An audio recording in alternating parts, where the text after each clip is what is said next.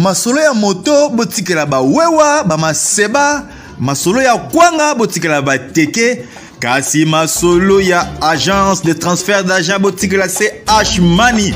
Ndeko papa, ndeko mama, yo oyo ozwami na mikili ya poto, olingi otindela famille na yo mbongo na Kinshasa, CH Money. Agence de transfert d'argent ezawana pona ko servir bino yope oyo zomi awa na Kinshasa olingi otina ndeko na mbongo na mikili ya poto benga biso na numero oza komona Agence CH Money tosalaka mikolo nyonso.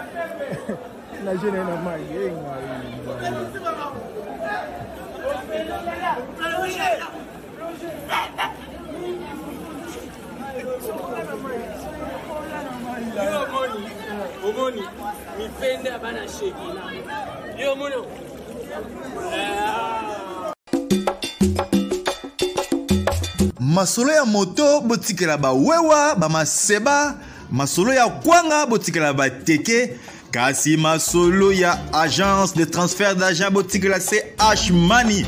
Ndeko papa, ndeko mama, yo oyo ozwami na mikili ya poto, olingi otindela famille na yo mbongo na Kinshasa, CH Money.